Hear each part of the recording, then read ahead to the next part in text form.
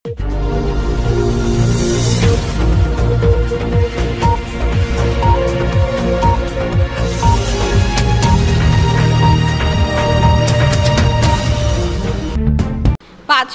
প্রাণ হারালো ইরানে। এই সংখ্যা কি শুধু শুরু?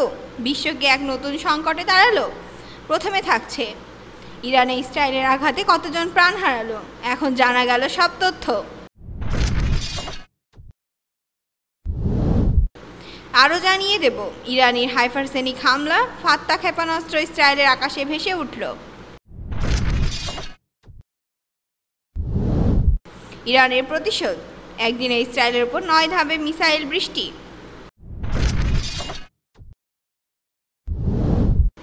সর্বশেষ থাকছে ইসরায়েলি ভূখণ্ডে ইরানের 8 দফা প্রবল ক্ষেপণাস্ত্র আঘাত, উত্তেজনা নতুন পর্যায়ে। এতক্ষণ শুনলেন আন্তর্জাতিক সংবাদ শিরোনাম, এবারে থাকছে বিস্তারিত।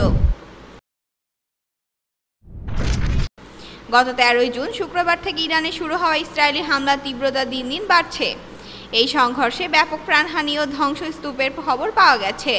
ওয়াশিংটন ডিসি ভিত্তিক একটি মানবাধিকার সংগঠন তাদের সাম্প্রতিক প্রতিবেদনে জানিয়েছে, এই হামলা ইরানের বিভিন্ন এলাকায় অন্তত 585 জন নিহত হয়েছেন এবং প্রায় 1326 জন গুরুতর আহত হয়েছেন। সংগঠনটি বিশেষ করে উল্লেখ করেছে যে নিহতদের মধ্যে 239 জন সাধারণ বেসামরিক নাগরিক এবং 126 জন নিরাপত্তা কর্মী রয়েছেন, অর্থাৎ শুধু যোদ্ধারাই নয়, নিরীহ সাধারণ মানুষও এই সংঘাতের ভয়াবহ প্রভাবের শিকার হয়েছেন।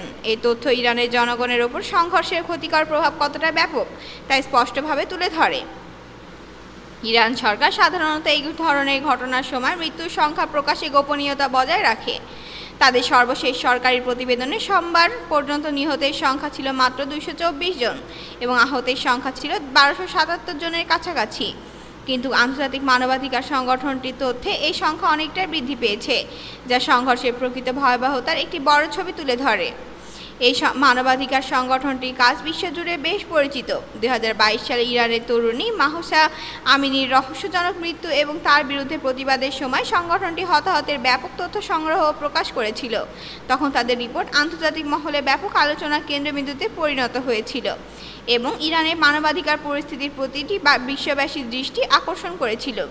বর্তমানে ইরান ও ইসরায়েলের এই সংঘর্ষ শুধু নিরাপত্তা সংকট নয়, বরং এটি মানবাধিকার লঙ্ঘনের একটি নতুন মাত্রা সৃষ্টি করেছে। সাধারণ মানুষ ক্ষতিগ্রস্ত হচ্ছেন, জীবন বিপন্ন হচ্ছে এবং স্থিতিশীলতার তীব্র সংকট হচ্ছে। বিশ্ব আজ প্রশ্ন করছে, এই রক্তক্ষয়ী সংঘাত কবে শেষ হবে? কতজনই বা এই সংঘাতের শিকার হবেন? একই সঙ্গে আন্তর্জাতিক সম্প্রদায়ের কী ধরনের পদক্ষেপ গ্রহণ করবে তা নিয়ে নানা আলোচনা ও উদ্বেগ তৈরি হয়েছে। বিশ্বের বিভিন্ন দেশের নেতারা এবং মানবাধিকার সংগঠনগুলো এখন শুধু নজর কেড়েছে এই সংঘর্ষের ওপর, আর তারা আশঙ্কা করছেন এই যুদ্ধ আরও দীর্ঘায়িত হলে এতে শুধুমাত্র ইরান ও ইসরায়েল নয়, পুরো অঞ্চলের শান্তি ও নিরাপত্তা বিপন্ন হতে পারে। এই পরিস্থিতি মোকাবেলায় কূটনৈতিক প্রচেষ্টা জোরদার করার প্রয়োজনীয়তা দিন দিন বাড়ছে, পাশাপাশি মানবিক সহায়তার প্রয়োজনীয়তা তীব্র। আহত ও নির্ভরশীল মানুষের পাশে দাঁড়ানোর সময়ে দাবি উঠেছে। পরিস্থিতির এই চ্যালেঞ্জ মোকাবেলায় আন্তর্জাতিক সমাজের দায়িত্ব শুধু পর্যবেক্ষণ নয়, বরং সক্রিয় পদক্ষেপ গ্রহণ করা। বিশ্ববাসী এখন একনিষ্ঠভাবে আশা করছে একটি স্থায়ী ও শান্তিপূর্ণ সমাধান দ্রুত আসবে, যা হাজার হাজার নিরীহ মানুষের জীবন বাঁচাতে পারবে।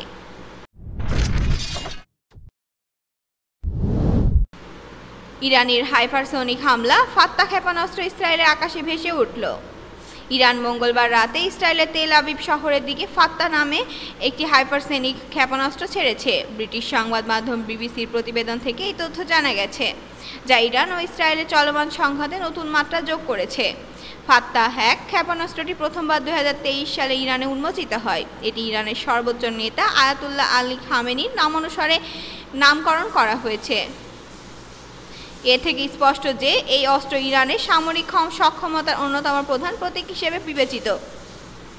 গত বছরের 1 অক্টোবর ইরান ইসরায়েলের বিরুদ্ধে আক্রমণের সময় কয়েকজন ফাত্তা ক্ষেপণাস্ত্র নিক্ষেপ করেছিল। তবে সাম্প্রতিক সংঘর্ষে প্রথমবারের মতো এই অত্যাধুনিক ক্ষেপণাস্ত্রটি ব্যবহৃত হচ্ছে বলে বিশেষজ্ঞরা ধারণা করছেন।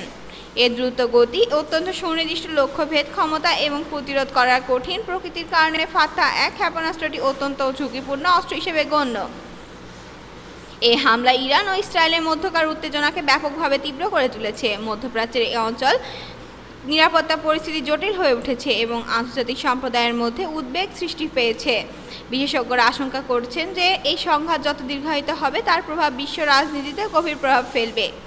বিশ্বজুড়ে নেতারা এই সংঘাতের প্রতি সতর্ক নজর রাখছেন, কারণ ইসরায়েল ইরান সংঘাত শুধুমাত্র মধ্যপ্রাচ্যে সীমাবদ্ধ না থেকে সামগ্রিক বিশ্ব রাজনীতিক গতিপথেও বড় ধরনের প্রভাব ফেলতে পারে। আন্তর্জাতিক চাপ বৃদ্ধির পরও ইরান তার সামরিক পদক্ষেপ অব্যাহত রেখেছে, যা ভবিষ্যৎ নতুন ধরনের রাজনৈতিক ও সামরিক উত্তেজনার ইঙ্গিত বহন করে।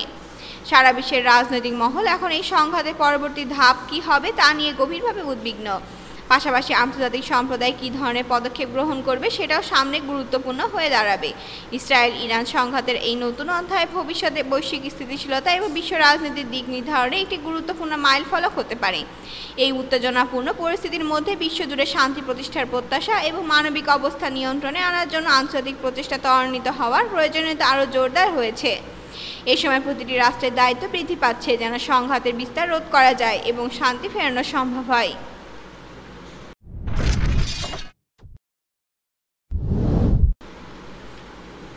ইরানের প্রতিশোধ, একদিনে ইসরায়েলের ওপর 9 ধাপে মিসাইল বৃষ্টি। গত 24 ঘন্টার মধ্যে ইরান থেকে ইসরায়েলের বিভিন্ন জায়গায় ব্যাপক আকারে মিসাইল হামলা চালানো হয়েছে। একের পর এক মোট 9 দফা ইসরায়েলের ভূখণ্ড লক্ষ্য করে ক্ষেপণাস্ত্র নিক্ষেপের খবর পাওয়া গেছে। বুধবার ভোরে মাত্র 2টি দফায় একসঙ্গে 25টি ক্ষেপণাস্ত্র ছোড়া হয়, যা এই উত্তেজনাপূর্ণ পরিস্থিতিকে আরও তীব্র করে তুলেছে। এর আগে দিন অর্থাৎ মঙ্গলবার সকালে ইরান একযোগে 30টি মিসাইল নিক্ষেপ করে হামলার সূচনা করে। তারপর থেকে নিয়মিত বিরতিতে তেল আবিব, হাইফা এবং অন্যান্য গুরুত্বপূর্ণ শহরগুলো লক্ষ্য করে ইরানের ইসলামিক রেভলিউশনারি গার্ড কর্পস ধারাবাহিকভাবে হামলা চালিয়ে যাচ্ছে। এই হামলার মধ্যে ইসরায়েলের সামরিক গোয়েন্দা কেন্দ্র এবং গোয়েন্দা সংস্থা মোসাদের একটি ভূমিও অফিসও অন্তর্ভুক্ত করা হয়েছে, যা ইসরায়েলের নিরাপত্তা ব্যবস্থার উপর সরাসরি আঘাত হিসেবে বিবেচিত হচ্ছে। এই সংঘাতের ধারাবাহিকতায় মানবাধিকার সংস্থাগুলো জানিয়েছেন ইরানের পক্ষ থেকে এখন পর্যন্ত কমপক্ষে 585 জন প্রাণ হারিয়েছেন।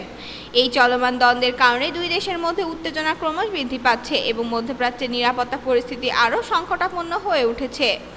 বিশ্বজুড়ে এই সংঘর্ষের প্রভাব নিয়ে গভীর উদ্বেগ দেখা দিয়েছে, কারণ এটি শুধু ইসরায়েল ও ইরানের মধ্যে সীমাবদ্ধ নেই, বরং পুরো মধ্যপ্রাচ্য অঞ্চলের স্থিতিশীলতার ওপর নেতিবাচক প্রভাব ফেলতে পারে।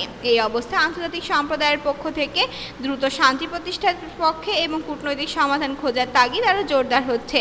এই সংঘাতের ভবিষ্যৎ এবং পরবর্তী পদক্ষেপ বিশ্ব রাজনীতির ওপর প্রভাব ফেলবে, আর যা আন্তর্জাতিক কূটনীতির পথ নির্ধারণে গুরুত্বপূর্ণ ভূমিকা রাখবে।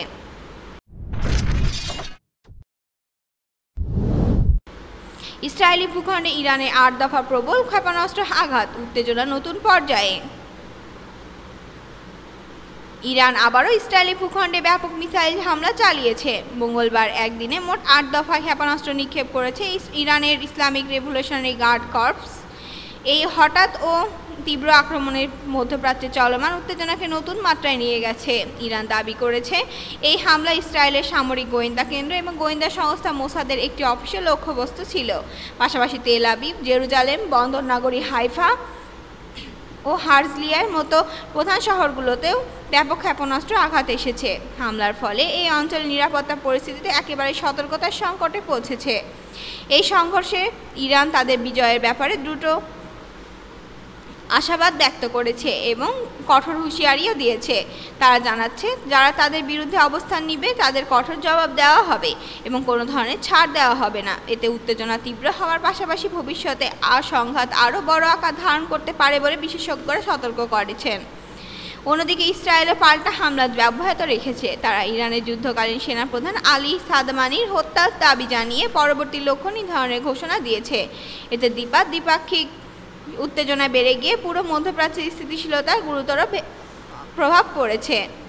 বর্তমানে এই দুই প্রতিবেশী দেশের মধ্যে উত্তেজনা দিন দিন বাড়ছে, যা শুধুমাত্র মধ্যপ্রাচ্যের জন্য নয়, বিশ্বের নিরাপত্তা ও রাজনৈতিক স্থিতিশীলতার জন্য এক বড় চ্যালেঞ্জ হয়ে দাঁড়িয়েছে। আন্তর্জাতিক সম্প্রদায়ের কাছে শান্তি প্রতিষ্ঠার আহ্বান যত তাড়াতাড়ি সম্ভব কার্যকর প্রয়োজন, নইলে এই সংঘাত আরও বিস্তার লাভ করতে পারে। বিশ্বজুড়ে সবাই এই সময় লক্ষ্য রাখছে এই সংকটের পরবর্তী দিক নির্দেশের ওপর, যা ভবিষ্যতে আন্তর্জাতিক সম্পর্ক নিরাপত্তার জন্য অত্যন্ত গুরুত্বপূর্ণ। উপরোক্ত বিষয়ে আপনার মতামত কি তা জানাতে ভুলবেন না আমাদের কমেন্টের মাধ্যমে। ধন্যবাদ।